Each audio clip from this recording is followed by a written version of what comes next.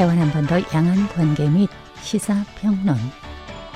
안녕하십니까. 10월 20일 월요일 시사평론 시간입니다. 10월 말 한국에서 아시아태평양 경제협력체 APEC 정상회의가 열립니다. 주최국 한국 대통령 외에 가장 관심을 끄는 건 도널드 트럼프와 시진핑의 회동일 겁니다. 미국에서 시작된 중국 압박은 여러 측면에서 갈등이 해소될 기미가 보이질 않고 가장 최근의 상황은 미국이 9월 말에 중국 기업에 대한 블랙리스트 발표와 10월 9일 중국이 무기 제조에서 빼놓을 수 없는 히토류 수출 제한을 발표한 사건입니다. 그래서 APEC 정상회의에서 트럼프와 시진핑이 만나 어떠한 거래를 하게 될지 주목되는 겁니다. 미국 상무부는 국가 안보에 위협이 되거나 미국의 외교 정책에 반하는 외국인이나 기관 그리고 기업과의 거래를 금지시킬 수 있는 엔티티 리스트가 있습니다. 즉 블랙리스트인데 대표적인 사례는 중국의 화웨이, 드론과 카메라 제조로 유명한 DJI, 반도체 제조 테스팅 회사 SMIC, 인공지능 융합기술 기반 모니터링 솔루션 기업 하이크 비전 등등을 꼽을 수 있는데 이러한 리스트에 오른 자연인이나 법인은 미국의 기술에 접근하는 게 제한되어 있습니다. 9월 말 미국은 블랙리스트에 오른 중국 기업들의 자회사와의 거래도 제한한다는 2차 제재 조치를 내세웠습니다. 9월 말 확대된 블랙리스트가 발표될 때 중국은 황금 연휴 기간이 시작되는 시기였습니다. 당시 아무런 반응이 없었던 베이징 당국은 연휴가 끝나고 바로 히토류 제한 조치를 들고 나왔습니다. 미국을 겨냥한 조치라는 걸 충분히 알 수 있으며 그래서 트럼프도 신속하게 100% 관세 인상을 발표하기도 했지만 이 모든 건 두 사람이 만나서談判이라도 할 때 손에 쥐고 있는 카드를 되도록 많이 준비해서 조금이라도 자국에 유리한 방향으로 끌고 가려는 의도라고 봅니다. 그런데 중국의 히토류 수출 제한 확대 조치는 단지 미국에만 영향을 끼치는 데에서 그치지 않습니다. 히토류는 비록 이름처럼 아주 희소한 흙은 아니지만 제품으로 쓰이기까지는 아주 까다롭고 복잡한 과정을 거쳐야 합니다. 게다가 히토류가 들어가는 제품은 휴대폰이나 가전제품은 물론 무기 제조에도 불가결한 재료이기에 미국도 이번에 타격을 받지 않을 수 없을 겁니다. 무엇이든 국가 안보를 앞장세운다면 거기에 반박할 수 있는 대안을 찾기 어렵습니다. 미국이 첨단 반도체의 대중국 수출을 금지한 것도 그 이유이고 중국이 히토류 수출 제한도 같은 맥락입니다. 이와 동시에 미국이 중국을 겨냥한 제재 조치에 2차 제재를 추가하며 관련 거래 외국 기업이나 개인도 제재 대상이 될 수 있듯이 중국도 같은 방식으로 이번 히토류 제한 조치를 내놓은 겁니다. 앞서 언급한 것처럼 히토류는 매우 드물고 적은 광물은 아니지만 제품에 응용할 수 있도록 채굴에서부터 재련 분리 야금하여서 자성 재료로 제조하기까지는 현재 생산하지 않는 기업이 서둘러 투입된다 해도 그게 10년 안에 이루어지기도 어려운 것이기에 세계 히토류 생산량의 61%, 히토류 가공 시장의 92%를 점유하는 중국은 히토류 카드를 들고 나올 만한 여건은 충분합니다.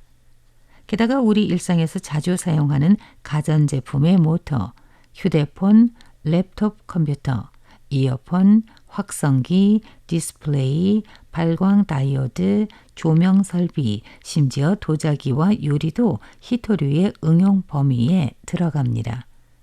뿐만 아니라 국방산업, 항공우주, 반도체, 전기차, 로봇, 풍력발전, 원유재련, 화학품 촉매제 등 산업에서도 히토류가 필요합니다. 그렇다 보니 거의 모든 산업이 히토류 제한 조치에 직접적으로 또는 간접적으로 영향을 받게 됩니다. 반도체 칩 공급원을 말할 때 타이완 제품의 세계 점유율을 상기하게 되듯이 히토류 공급원을 말한다면 중국에 대한 의존도가 매우 높다는 것도 잘 압니다. 하지만 당장 중국 히토류 시장 지위를 대체할 수 있는 기업도 없고 그런 국가도 없습니다. 그건 히토류 공급망을 형성하는 단가와 기술의 수요가 높고 환경과 인력 소모가 크기 때문이며 그렇다고 다른 국가에서 자체적으로 생산하고자 뛰어든다고 해도 난이도가 높고 생산을 위한 준비 조치는 한두 해의 기간으로 구축될 수도 없는 것이기 때문입니다. 지금 미중 간의 전쟁은 눈에 보이는 그대로 미국이 반도체 수출 통제 수단으로 중국 과학기술 산업을 봉쇄했다면은 중국은 히토류 수출 제한 수단으로 미국과 그 맹국들의 산업을 압박하고 나선 상황입니다. 중국 히토류 수출 제한 조치는 미국의 인플레이션 압박을 가할 수 있는데 그래서 미국의 매 가구당 평균 지출은 1년에 $1,300가 증가될 것으로 예상됩니다. 또한 미국 엔비디아의 인공지능 칩과 애플 스마트폰은 중국 히토류에 대한 의존도가 높은데 만약 공급망이 중단된다면 생산 단가는 대폭 증가하며 이윤이 줄어들기 마련이죠. 이외의 히토류 추가 제한 조치는 미국 국방에도 리스크입니다. 세계 최대 군사력을 보유한 미국의 국방산업은 중국 히토류에 대한 의존도가 99% 정도에 달합니다. 만약 중국이 히토류를 공급하지 않는다면 미국의 전투기와 잠수함의 생산이 중단된다고 볼 수도 있죠. 미국과 중국 사이에 낀 국가들이 적지 않은데 타이완도 예외는 아닙니다. 타이완이 감수해야 하는 리스크 또한 아주 높습니다. 우리도 90%의 히토류를 중국으로부터 수입해 오고 있는 실정인데 만약 공급이 제한된다면 반도체 공급 사슬은 즉각적인 충격을 받을 겁니다. 미국의 요구로 TSMC사가 미국에서 공장을 설립하며 전략적 가치가 희석되고 미국이냐 중국이냐 양자택일한다는 인상을 주게 됩니다.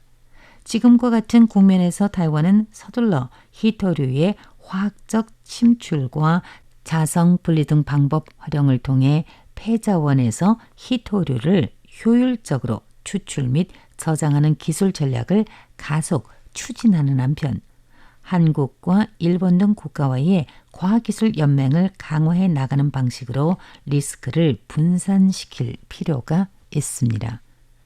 미중 양국은 서로의 목을 조르고 있고 갈등은 더 심화되고 있는데 서로의 약점을 잡아 상대방의 목을 조르는 싸움에서 승자가 있을지도 의문입니다.